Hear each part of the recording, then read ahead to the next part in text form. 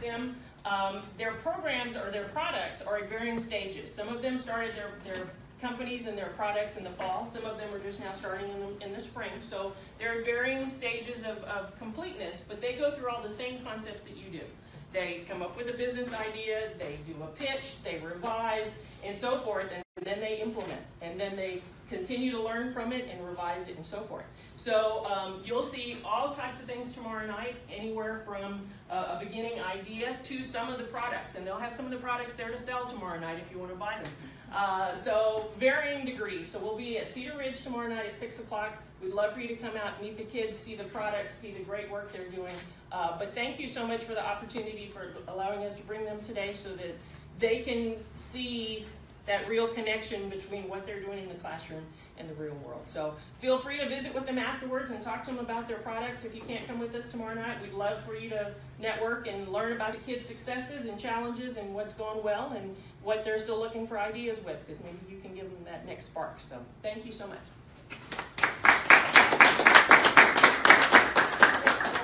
I recently saw a stat that said in the next 20 years, 84% of the jobs that will be available have not even been invented yet. So I think it's really smart and cool that you guys are in these entrepreneurship classes, because when people say, what do you want to be when you grow up? Like, there's no answer even existing yet, so you get to invent it, which is pretty cool. And then before I invite Kyle up, I know some people are new, so I'll really quickly just talk about how this goes. So Kyle will present about 6 to 10 minutes about his company and present you with some questions about issues he's facing, or just areas he would like advice on from the community. And then we can do kind of a Q&A, more of a feedback session too, so you can bring up insights, you can give advice, you can ask clarification questions, really anything that's constructive to help him make better decisions for his business and just get some new ideas going. And so with that, Kyle Bainter from CallBox Storage. All right, thanks. So Round Rock Westwood is here, right? Okay, so back in the day, we made it to the third round of playoffs or so. I grew up in Houston, and we were beat by Round Rock Westwood. I'm humbled to be here before you guys today. So how many of you all have purchased something on e-commerce or Amazon within the last year? Within the last month? Last week? This week? Right? So a lot of us, it's today? Yeah, exactly. There we go. So it's changed how we live, right? It's, shopping has never been, in many respects, easier and more convenient, and it's completely transforming how we look at shopping. Now, a record number of bankruptcies for retailers in 2017, and they're expecting that trend to continue. And so, let me ask another quick question. How many of you all have used self-storage before? All right, so a lot of you. How many of you all enjoyed the process? Nobody enjoyed the process, right? So that's an area where we think that we've created something that makes that a little bit easier for people. Before I dive into that, I'm going to share a little bit on kind of what we've seen over the last 10 years for companies. On the left-hand side, you have the market caps of U.S. companies in January 2018. Seen a little bit of shake-up lately with the decrease in pricing for technology companies. But you can see on the left, quite a bit different than 10 years ago. Only 4 companies remain on here. The top 5 most valuable companies are technology companies. And so that's a big change from 10 years ago. You've got Apple, Google, Microsoft, Amazon, Facebook, very, very high up on this list, completely different. So how we live has changed. A lot of that's from the iPhone, which was created only back in 2007, 10 years ago, relatively speaking, not that long ago. And so we've seen a lot of change from that. So here's kind of the rise in smartphones through 2016. Back in 2007, only 122 million sold. 2016, that number's gone way up to about 1.5 billion sold. And this you kind of show how many people across the world have a smartphone. In 2017, the number was expected to be about 2.3 billion. That's about 1/3 of the world has a smartphone now. So crazy, crazy growth just over the last 10 to 11 years, which has opened up the door for lots of companies. So technology adaptation, you can see the younger generation, almost 100%, grow up with the internet, grow up using a smartphone. They just know it, they know it well, and that's kind of certainly changed over time. I'm going to talk about a little bit about storage, tell you about this industry. So across the U.S., there's about 55,000 storage facilities. So to put that in perspective, if you filled up Manhattan with just storage facilities times 3, it's about how many storage facilities are across the country. And so a big, big number. It took 25 years to build the first billion square feet of storage space, and only 8 years to build the next billion square feet. So there's roughly 2.5 to 3 billion square feet of storage space right now across the country. So a big, big change. As real estate prices go up, generally you see people that need off-site storage for certain things, camping gear, whatever the case may be. So here's a kind of a snapshot of storage facilities in the Austin, Round Rock area. You can see all the red dots. There's hundreds of them across the city. You'll probably notice them more and more as you leave here today. They're literally everywhere. 2017 was a record construction year for storage, and so it's been a big growth market. Who uses storage? Storage usually comes up at points in time where there's life events. It's getting married, it's moving, it's transitioning from or to college, having a baby, starting a business. And there's unfortunate ones like losing a loved one or breakups that create a need for storage. All these moments in time, happy or sad, they're usually moments where things are stressful, right? Not a lot of available time. You need help, takes a lot of energy, and you're already dealing with many other things. So it's not really the best model, right? As we demonstrated earlier, nobody enjoys taking things to storage or retrieving them. It again, takes a lot of time. It's labor intensive. Generally have to convince your friends and family to help you get things to or from storage. Then from a business perspective, it's expensive. It's expensive to build a storage facility all throughout the city. There's hundreds of them across the city, and that takes a lot of energy, a lot of resources, and a lot of funds. So I had a personal experience where I needed storage. About 2.5 years ago, my wife and I had our first kiddo. It's July. She was born in November 2015. So the summer of that year, we were getting ready for her and painting the baby room, moving around furniture, and tidying up the place. And so we had our extra furniture in the garage. And so I did what everybody does. I called around, tried to get pricing for storage, tried to find a location near me, which happened to be full. It was 100 degrees during the summer. I was going to get my friends and family to help me, and I realized this is a brutally painful process to get your things to storage. I mean, it made no sense to me. I could pull up my phone, order paper towels, and they'd be at my doorstep tomorrow, yet getting things to a storage unit is so inconvenient.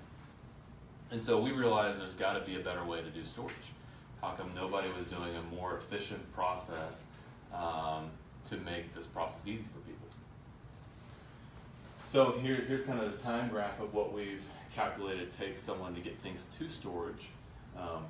Between finding a storage facility, signing up, paying an admin fee, and now they make you buy a lock, and then loading items, taking them to storage, you're looking at about 6 hours to get things to storage. And when you need something back, between going back, digging through the locker, loading again, bringing back, you're looking at another 2 hours. So very, very timely. So here's how we work. So we send a team of storage professionals to your home, business, existing storage facility. Our guys load the items that need to go to storage. We put a unique identifier, a barcode, on each item that's going to storage, whether it be a box, a furniture item, a couch, camping gear, take generally everything. We load it in our truck or one of our Sprinter vans, and we take it to our storage facility, which is in North Austin, just south of Pflugerville, and then we store the items. And then what's pretty cool is customers get a photo inventory that they can pull up on their phone. So I know you can't see this. I think there's a picture coming up. You can see all the items you have in storage. There's a search feature if you want to search for your camping items, and those items will filter out. If I want something retrieved from my storage unit, all I do is click on the items, and we deliver them back to the customer's doorstep. So the customer never has to go back and forth to the storage unit again. And here's how the for those that couldn't see it on my phone, which is tiny.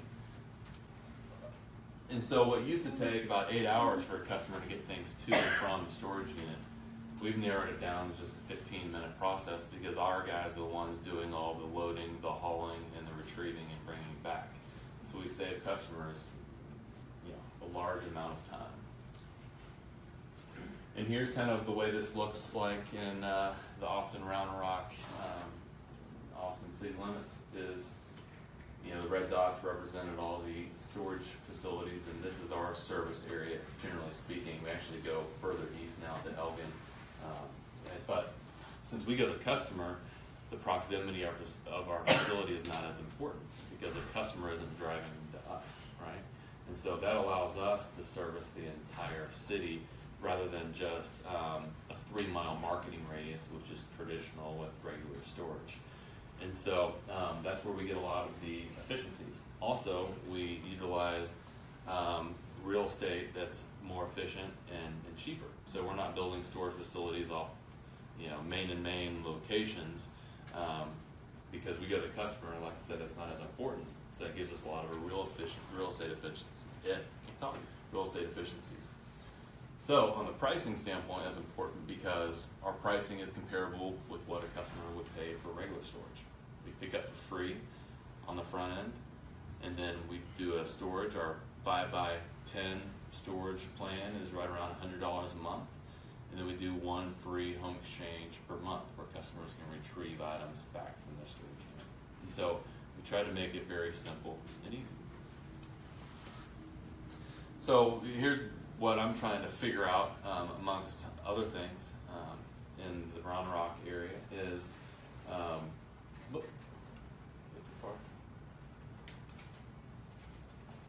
Great. So most of our initiatives are done through marketing campaigns. We do a lot of marketing on social media, Facebook, Google, Instagram, all those avenues. We've done some print advertising. Where we want this thing to really grow is more organically. And so I'll go over all these questions. So that's one of our questions is, what do you all as a group think are some good organic ways to build a presence? The second question would be, since we provide free pickup and free monthly home exchanges, do you think that makes the customer feel like it's too good to be true? And should we then charge some pickup fees on the front end so the customer doesn't think that this is just too good to be true? Third, we have a web app which has been good for us, and so what I showed you on here was going to CallBoxStorage.com and logging on. It's mobile responsive, but we don't have an actual app that you download from the App Store. And so that's another question is, do you all think that would be beneficial for us to have an actual app? So we'll start with, I guess, the first one. Yeah, so now we'll just open it up. If you have questions or feedback, just raise your hand and we'll get right here. Hi, I'm Crystal. I'm the Regional Director for the Better Business Bureau. I absolutely love your idea, your plan. I am an avid shipped and Amazon user. I can't remember the last time I went to the store for anything, embarrassingly. But I feel like a lot of businesses are constantly moving. A lot of our accredited businesses, especially now with real estate going up in Austin, they're finding new locations. And to me, that was just kind of a ding, ding, ding red flag. If we can get in with some of our accredited businesses to store some of their items, and business owners are busy. They don't have the time to go back and forth and find that table or that pop-up banner. So that might be one thing, and I'll make sure I get you a copy. That's great. Yeah, absolutely. And we do commercial storage as well. I don't talk about that piece as much, but that's been a segment of our business. So one question I do have, I didn't see kind of like a side-by-side from a storage unit that you would actually have to go versus the cost of your storage unit. Yeah, so traditional storage, the prices are all over the board. And so it depends on, if you have to take an elevator up to the 3rd floor, well, that's not very convenient homes, so those are a little bit cheaper than the bottom floor. Climate control has a premium to non-climate controlled or climate controlled. And so if you look at climate controlled, kind of convenient access, we're right there in line with regular storage. So our price is really kind of the same. Having said that, you can find them cheaper the further away from dense markets that you go, and you find them more expensive. I mean, if you're looking at storage off of 5th or 6th Street, it's going to be a big premium for that. So, hope that answers your question. Yeah, that's awesome. Congratulations. Thanks. So you say you're having this free pickup. What if we want to get my stuff back to the storage? Are you also picking it up to take it back, or now because it's a cheaper rate and it's further away, am I having to drive back there to put it back in storage? Say it's camping gear, like we had mentioned. Yeah, so the way it works is, so we handle that entire process. Both the pickup and when we bring it back. And so the pickup on the front end is free if the customer is ready for us. So if we show up and nothing's boxed and the customer wants us to pack and that kind of thing, we charge an hourly rate for that type of work, which is customary at the market. We pick up, we take it to storage, and then when you request something to be delivered back, you just do it all online. That comes through our system. Our guys pick it and then bring it back to you on the date that you wanted it. We can do next day. Within 48 hours is free. So we do 1 free delivery per month up to 5 regular size items. So 7th, 8th, 9th items are $7 a piece. We always cap whatever the delivery fees are at whatever your monthly storage fee is. So I think hopefully that answers it. But yeah, so if you're within kind of that free limit, then the return to you when you want your camping items back is free. A couple of questions. Let's say that I have a storage unit, and I hear a CallBox. Would you pick up from the storage unit and take it to CallBox and pick it up for free? We do, yeah. Wow. We do a lot of those. And so, yeah, we come over and customers tired of the process of going back and forth to the storage unit, and we come in there and we pick everything up. We itemize it and inventory it and take it to our facility, and then the customer has their online dashboard. Second question, if I have a house and I'm moving out of state, and I want to store my household, the entire household, for say 3 months, Yep. would you still pick it up? We will, yeah. So we have pricing plans that are set up for short term. And so we have a certain minimum so that we can cover our costs. That's how we break even. And so, but yeah, we do that type of work all the time. Right behind? Yeah. So I'm going to echo what you said. This is like a dream come true for someone who manages a storage facility for a nonprofit. It's a nightmare, and I hate every second of it.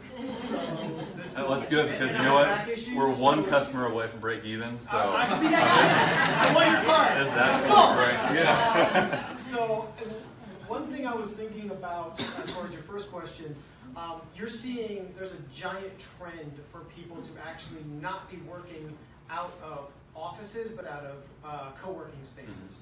So one thought might be, I've attended many of them myself for my own business, but to maybe host a networking event with a WeWork or a General Assembly or with any of the number of different co-working spaces in Round Rock and in Austin, because I think that's definitely a market where they're going to the customers and they may be working out of their home, but I mean, speaking again from my own experience, I'm starting to kind of outgrow my own home office, and I may need to put some things into storage. And I think that's a trend that's going to continue, particularly in Austin, where there's such an entrepreneurial spirit, and you're seeing more and more people do that, where they may just, they may have a need for your service, for these things and these kind of a la carte usage. And that kind of leads into the second question. What I was thinking was, and not being aware of all of your pricing tiers, is maybe offering up a pricing package where it's kind of this unlimited pickups back and forth. Obviously, you have to crunch the numbers on what makes sense and what you can and can't do. But then maybe offer another package at a lower monthly, but you charge per pickup and delivery. So you can kind of split the difference between the two strategies. And say, listen, if you know your company and you know you need to be in there every 2 weeks, then you should go with this unlimited. But if you need to put it in there and you need it, like my nonprofit does seasonal events, right? So maybe you only need it seasonally, but you don't even want to deal with it come that season. Then you pay on a per pickup and delivery kind of package. So you pay labor for that piece, Yeah, but exactly. it's like signing up for Amazon Prime. Yeah, right? it's almost like a freemium or Yeah, like it's a a good idea. tiered pricing model structure, because then I don't think you're necessarily excluding any of your potential markets, but you're offering up some different solutions for them because you're going to have different use cases. Again, Yep. you showed all the different customer segments that you have, and I think they're going to have different needs, and that could be where that could be something of value. Yeah, it's a great idea. And I guess while I'm talking, I'm hogging this whole thing, but I think I use some online platforms that do not have an app and they have a web portal, and I find the experience not always that optimal. Yeah. I find it to be actually kind of clunky, and it makes me not use it on my phone. I think a huge selling point for what you do is this kind of convenience and this technology. I think a web app is I think it's a humongous selling point and a huge differentiator for you versus someone else. So I would say it is something that would be worth looking into versus just a responsive website design or dashboard. Gotcha. So you're talking about, you think a downloadable app from the App Store Yes, would be 100%. much more. Yeah. 100%.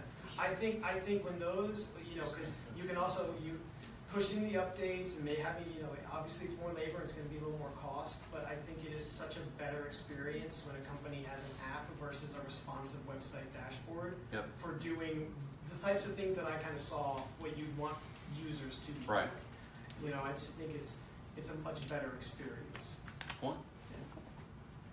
We'll go over here in the white shirt. Yeah, so on the first one, tell me a little bit about the marketing initiatives that you've done so far. So we launched in Dallas-Fort Worth. That was our first market. Don't hold that against us. That was about a year and a half ago, a little bit over.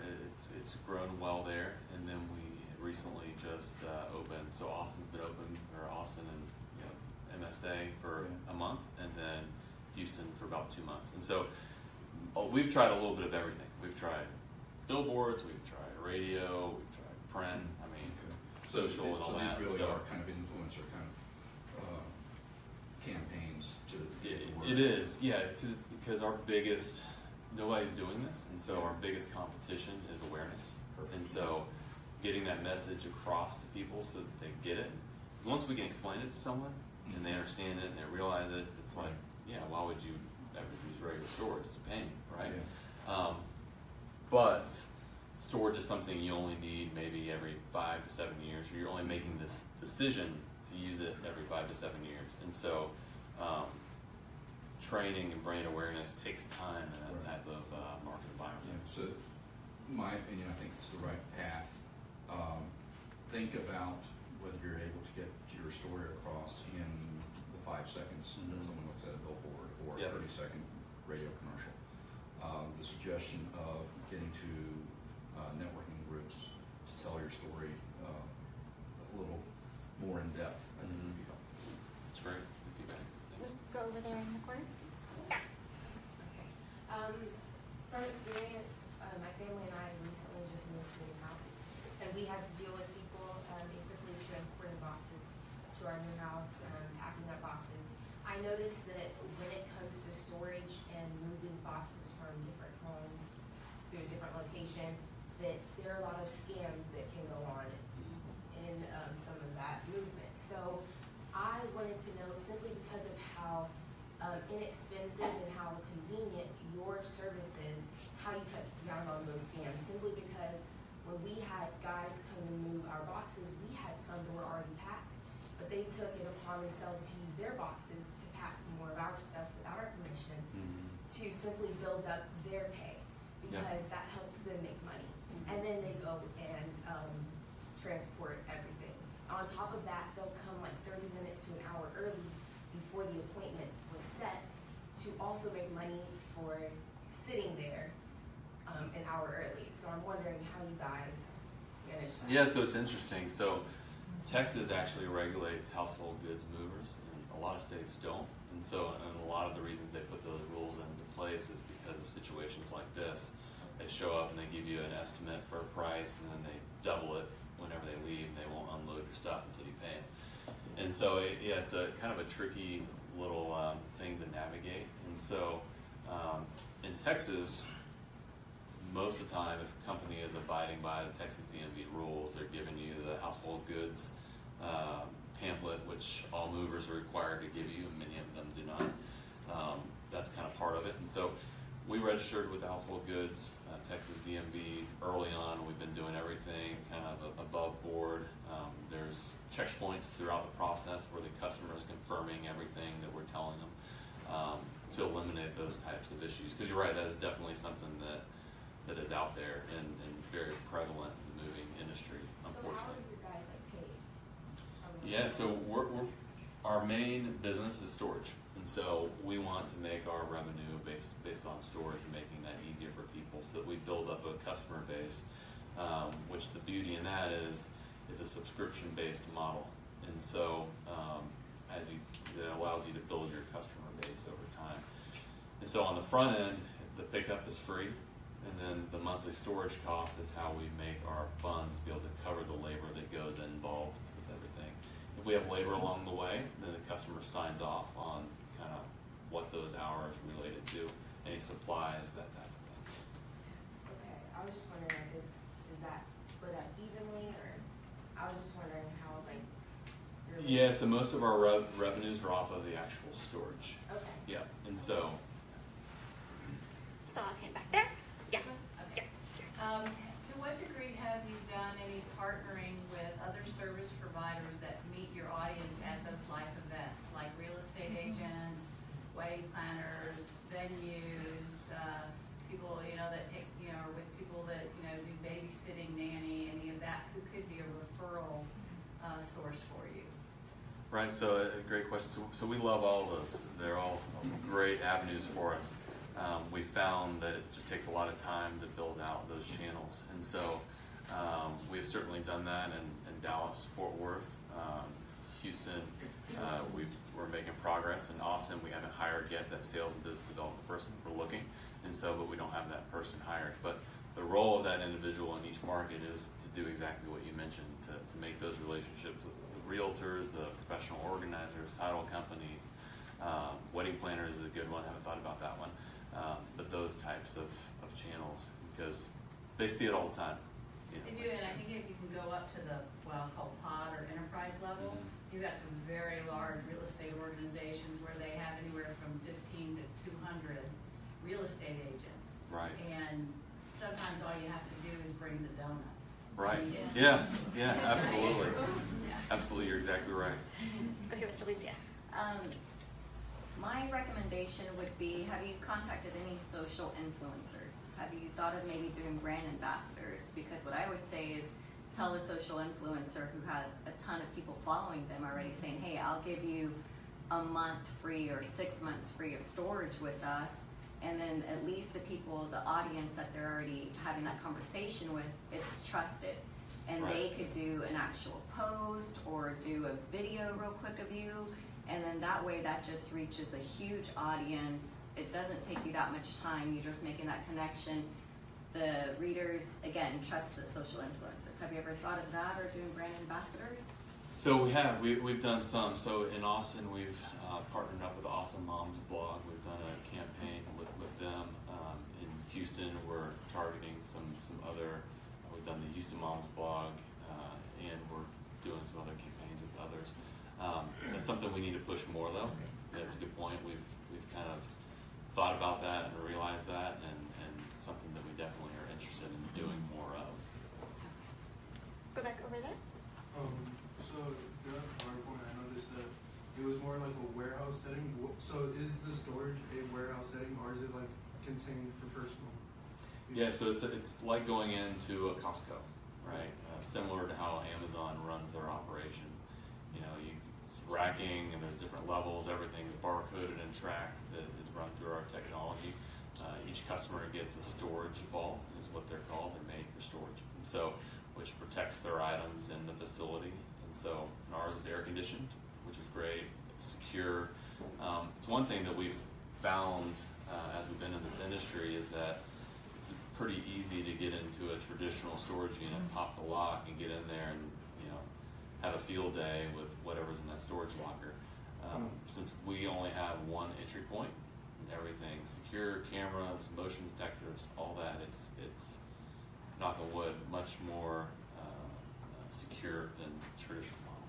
And so, like, on the way, when you pick up the items and, like, on the way over there, or, like, delivering them back, if there's, like, a problem and their item breaks or is damaged in any way, is there, like, an insurance plan on your part that would cover that, or is that our problem? Yeah, great question. So since we're regulated by the Texas DMV, there are certain rules that we have to follow. It's 60 cents per pound is what we are required by law to adhere to. Now that really doesn't end up being a lot. A $1,000 TV that now those things weigh 20 pounds, that only gets you however much that is, 12 bucks, right? And so we also sell additional coverage through our plans, and customers have the option whether they want to decline additional coverage or purchase additional coverage. And also, homeowners insurance typically will cover items stored at offsite storage, and so we usually let customers know that as well. But that happens. I mean, that happens all the time. No matter how careful you are, things move and transport, and you know, truck bounces around, hits a pothole. You know, anything can happen. And so generally, we've been able to work with the customers and make sure that they're happy. And so, because that's, you know, in the customer service industry, that is absolutely critical. Excellent. One back there in the purple sweater. Are you aware of any other entities in other states that are doing what you're doing? Yeah, so it's kind of a new wave. We're the first Texas-based group to do this. There's some groups in New York that were doing something similar. It's more of a bin model where they send you a plastic bin. You load your winter clothes during the summer, and then they come pick it up, kind of thing. They bring it back to you for the winter because they live in 200 square foot apartments, right? Crazy. So that is out there on the East Coast. There's a company on the West Coast that has expanded pretty quickly, and so we're kind of the Texas-based group. So if you look at your three questions, what are they doing about them? Yeah, good question. And so, and I don't really know those details. They might give you some insights. Yep. Great thought. So I think we're running close on time, so I think I'm just going to take 2 more questions. Go up here. So one group to think about marketing to is college kids and their parents. Yeah. Because when they're leaving for the summer, but they'll be back in the fall, they need a place to store that stuff many times. And so that's just a good group to tap into. Any colleges you can think of here? And that's all. It's great. It's a great thought. Yeah, we do a little bit of that as well. Yeah, this probably is a terrible one to be your last question, but on the organic side, it feels like you're looking more for the personal touch, face-to-face type interactions, and since your model's based on e-commerce and kind of taking a lot of that human element out of, like Amazon, moving forward long term, wouldn't it seem like what you're doing now is the more long-term scalable model versus that personal touch you're looking for now? I mean, have you? Sorry, I don't understand the question. I mean, I guess what's pushing you away from that model? I mean, I know it costs money, it costs time, but if you're following Amazon, Apple, a lot of this e-commerce model, they're not out shaking hands and going to networking events. They are doing everything online. If that's where it's going to end up, and that's the model you like, why are you moving away from that? Yeah, no, it's a good question, and that's what we're really trying to figure out, because there's definitely a component of people need storage, they go online to find storage. I think there's also a component of, like, the realtor conversation. Realtors see people that are in these life events all the time, and so is it a combination of both? Should we just focus on just digital only, or do we need to focus more on organic platforms? And so it's a good question, it's a good thought, it's something that we think about all the time, and I don't really know the answer yet. So. And you can go ahead. I'm excited about this company. I want to just say I hope you're hugely successful. I think it's a tremendous waste of real estate, and it's an eyesore in our community, all these places that store crap. So hopefully you'll put them out of business and recreation on the outskirts. So I wish you a lot of success. Yeah, thanks. I didn't really mention that. And we need some housing, right? Maybe some Yeah. homes on all this land that's taken up by the current company. But it's crazy. So, and I mentioned in Austin, I don't know the number. I'm guessing it's probably close to 600 storage facilities, and generally, like you said, they're taking up prime real estate because they need visibility, and so that's not what builds a vibrant city, right? It's restaurants, it's shopping, and it's really not a green alternative to build a big structure all over the place and have 600 to 1,000 different cars all driving to one storage facility individually, pick things up or bring it back. We optimize our routes, but we have one truck, one van that goes around the city, so it's a much more green alternative than the way the current model is. Awesome.